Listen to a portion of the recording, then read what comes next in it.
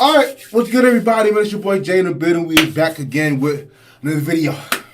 Got week 8 of some HBCU football, man, and I'm here for it, man. So we're gonna step right into this thing, man. Now, hold on.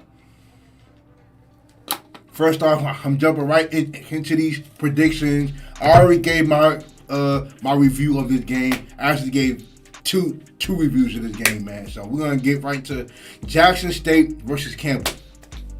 I have Jackson State. I'm rolling with Jackson State, of course, but I have them winning a close game. I have it being 28-24. But I do want to say this. So you know how Jackson State felt disrespected that they played Alabama State for their homecoming, even with them being the number 1 team in the conference, even with them still being undefeated. You kind of have to have the feeling that Campbell kind of feels the same way. Even though, Coach Mike Minter is saying all the right things that, we never played, at HBCU's homecoming before. I'm pretty sure they feel disrespected too. Now, like I said before, Campbell is playing in front of the largest crowd they will be playing in front of this year. You know what I'm saying? 55, 60,000 plus, right? And I do believe, Campbell does have some extra motivation somewhere. Like, they are going to be motivated because, and I do want to say this, how, normally, schedules would be made in advance, or 2 or 3, maybe even 4 years in advance. This game was put together this year. This game wasn't no 2, 3, 4 years in advance. This game was put in place this year. So they put Campbell at Jackson State's homecoming, probably not knowing how Campbell was gonna come this year, or not even knowing how Campbell was gonna look this year, even though they were 3-8 last year. So this game is gonna be interesting. I know Campbell is going to have some motivation because they are playing at homecoming, So it's going to be different. But, of course, I'm riding with Jackson State, of course. I have it being 28-24. I have it being a close battle. I have this thing being close, man, down to the wire. I have the defense holding on to the bare end, So that's how we rocking. Down. I want to get to these 2 non-conference games. Now, first off, I want to speak about Fairview A&M and Lamar University. Now, I have not seen Lamar play. I have not seen this team play, but I caught their record. They're 0-6. And Fairview, I don't care how many players y'all have suspended. I don't care who suspended. I don't care if the whole starting offense was suspended. Don't go in Lamar and lose to this 0-6 team, dog. I don't care who's not gonna play. Please don't go in there and lose to this team, man. Come on, I know y'all coming off of a bye week. So whatever slight little injuries y'all had heading into the bye week, y'all should be good and ready to go. Even though y'all are coming off of a blowout loss to Southern, you're not playing Southern. You're not playing no team in the SWAC. Y'all playing this Lamar squad that I hope y'all kick their teeth in. So I will be rooting for y'all. The game ain't going to be played until 5 o'clock. So please come with it. And Virginia, Lynchburg, and Southern. Now, Southern has some players that's suspended too. And let me tell you this. Matter of fact, just sit the whole starting offense and defense. Just sit them out for this one. Just please. You know what I'm saying? Just make it fair.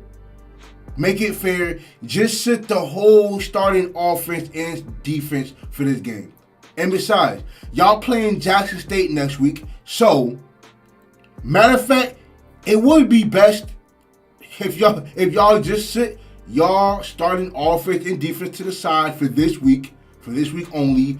Just treat this like a scrimmage, cause look, it already ain't fair. You know what I'm saying? Like it already ain't fair. So just set your whole offense and defense to the side. Let the backups play against Lynchburg so that they can get them some burn this year. All right. Next up, we have Bethune Cookman and Mississippi Valley State. Bethune Cookman is going to Valley State, and let me say this: I have Valley State getting their first win this weekend. I have them winning. You know what I'm saying? And I have Valley State defense playing real tough. Ronnie Thomas is going to get him a few sacks. Caleb Johnson is going to get him over 100 yards. But, you know, and hopefully they have good quarterback play, you know, from Jamari Jones. And I do believe that Valley State will get their first win this weekend. I have them winning 21-17.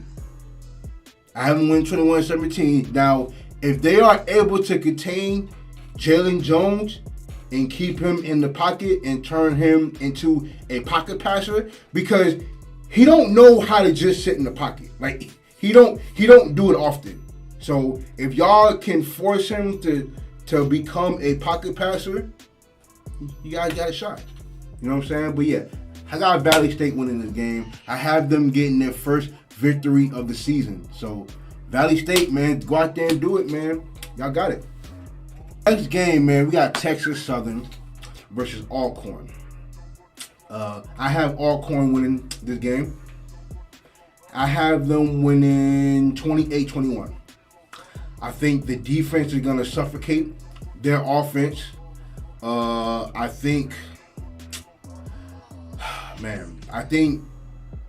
know that Alcorn is probably upset about last week. They lost in a very, very close game. And I know that they probably want to come out guns blazing. Look, the defense still leads the SWAC in sacks, and they're gonna make it tough on Andrew Body. And if they can do that, then they're definitely gonna have a real good chance of winning. So with that being said, man, and I have Howard rushing for over 100 yards, even though Texas Southern's defense ain't no slouch. They are not no slouch, but I have Howard going for over 100 yards, 2 touchdowns. Aaron Allen throwing for $150, 200. He don't need to do much, but I have Alcorn winning this game. I said 28-21, right? Yep. I have them winning 28-21. All right, and let me switch over to the MEAC now, man. North Carolina Central versus South Carolina State. North Carolina Central is going on the road to play South Carolina State. I have Central winning this game.